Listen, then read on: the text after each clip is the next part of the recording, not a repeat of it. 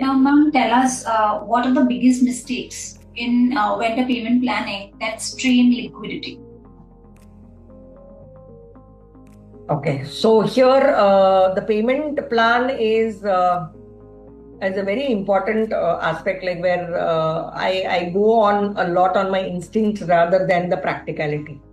Like I might say that out of 10 vendors, okay, so I liked Amruta very well. I said Amruta and me has got a very close connection, and I release her payment even before 30 days. But I have a critical vendor who is sitting there and he is not being paid because I don't like him much. So that kind of the payment thing has to be based on the practicality. What material is very critical for my manufacturing? What is suppose, like for example, I am delaying the labor payment. What is the impact which is it going to give to me?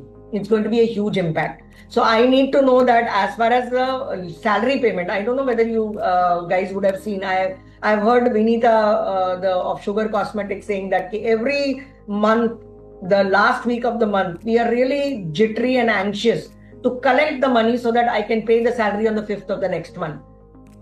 So if I'm not going to do that, I will not have a proper what you call structure in place, and my manufacturing will go haywire. My employees will not behave properly. So I need to have funds for making my employee payment. I cannot delay that.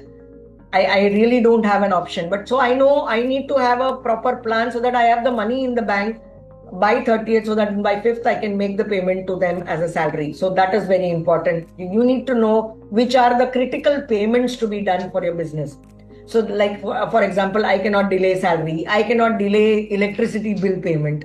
I cannot delay my probably an EMI payment, because once I delay an EMI payment, that means two EMIs bounced, I become an NPA. So I don't want all those kind of repercussions which is coming. So I need to prioritize my payments and make a list.